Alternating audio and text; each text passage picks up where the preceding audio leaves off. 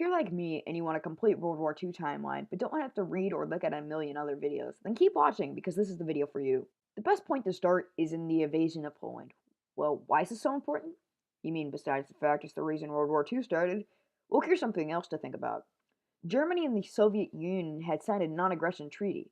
Hitler claimed that the invasion of Poland was a defensive act, but Britain and France didn't believe him. Pictures and newspaper articles showed that the war was planned by Germany. They wanted to go to war. They were ready for it. It wasn't just defensive. Hitler demanded the Polish corridor, a strip of land dividing East Prussia from the rest of Germany. Days later, on the 3rd of the same month, Britain and France declared war on Germany. Shortly thereafter, Germany invades and takes control of Denmark and Norway. German warships enter and attack major Norwegian ports from Narvik to Oslo. I cannot speak these things, like, honestly, guys. Deploying thousands of German troops and occupying Norway at the same time, German forces occupy Copenhagen. What? Honestly, guys, I can't read my own script.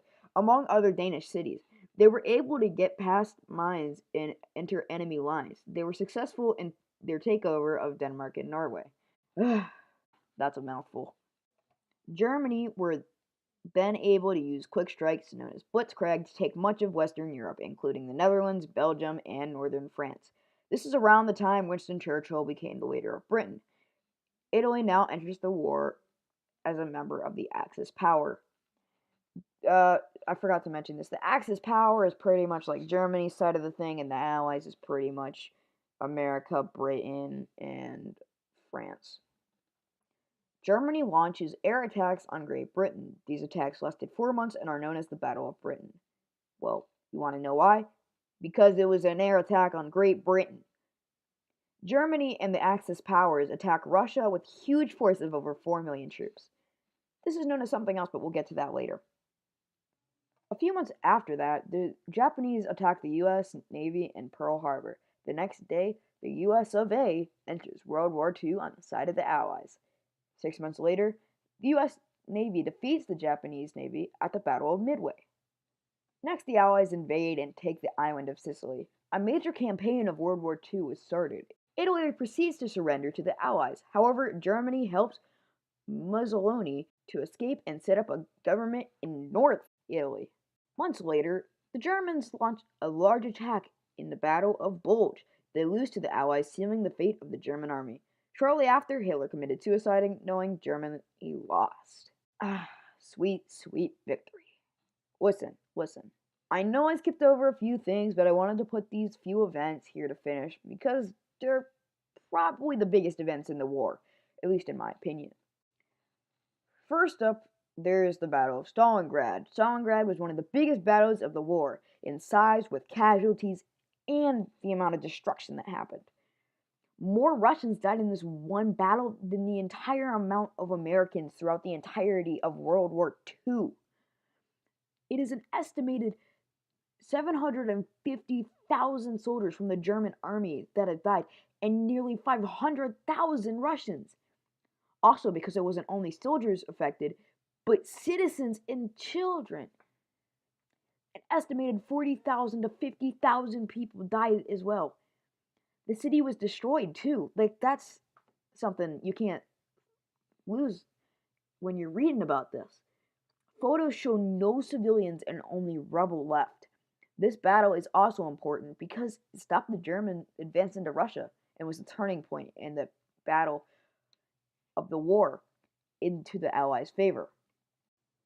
Finally, we have the event that destroyed Japan and finally ended World War II, the atomic bombs.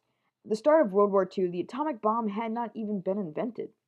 However, scientists discovered about that time that a large, powerful enough explosion might be possible by splitting an atom. This type of bomb could destroy large cities in a single blast and would change warfare forever. Albert Einstein came up with many of these theories that helped scientists in making the atomic bomb. When he realized that such a bomb could be made, he was frightened and worried about what might happen if Hitler and Germany learned about how to make the bomb first. He wrote the letter to the U.S. President Franklin Roosevelt telling him about the atom bomb. As a result, Roosevelt set up the Manhattan Project. The Manhattan Project was a name for a research and small development program for the atomic bomb. It started small, but as the bomb became more real, the United States added scientists and funding to make sure they were the first to have the bomb. Ironically, many of the scientists involved in making the bomb had deflected from Germany. By the end of the project, funding had reached $2 billion, and there were around 200 million people working on the project. On July 16, 1945, the first atomic bomb was exploded in the New Mexico desert. This explosion was massive and the equivalent to 1,800 tons of TNT. Scientists figured that the temperature at the center of the explosion was 3 times hotter than the center of the sun. Although the scientists were happy they had successfully made the bomb, they were also sad and fearful. This bomb would change the world and could cause mass destruction and death. When President Harry Truman heard of the bomb's success, he wrote, "We have discovered the most terrible bomb in history of the world, and possibly the most terrible weapon." By the time the first atomic bomb had ever been made, Germany had already surrendered and World War II in Europe was over. Japan was defeated as well, but would not surrender. The US was contemplating an invasion of Japan. Army leaders figured that anywhere from 500,000 to 1 million US and Allied soldiers would die in an invasion.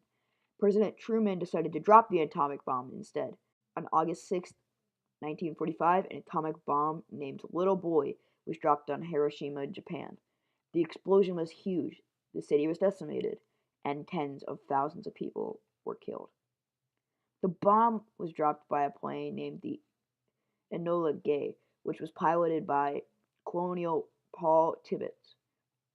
The bomb itself was over 10 feet long and weighed over 1,000 pounds. A small parachute was on the bomb in order to slow its drop and allow the plane time to fly away from the blast zone. Despite witnessing the terrible destruction of the bomb on Hiroshima, Emperor Hirohito and Japan still refused to surrender. 3 days later, on August 9th, another atomic bomb named the Fat Man was dropped on Nagasaki, Japan. Again, the devastation was horrible. 6 days after the bombing of Nagasaki, Emperor Hirohito and Japan surrendered to the U.S. The emperor announced on the radio. It was the first time more Japanese had heard his voice. Well, guys, if you enjoyed this video or learned a thing or two, please hit the like button down below. It would mean a lot. I don't really do these history videos. I do more gaming videos, but this was actually a lot of fun to do. So if you guys did enjoy, remember, hit that like button and subscribe if you want to see more videos like this. Thanks. Goodbye.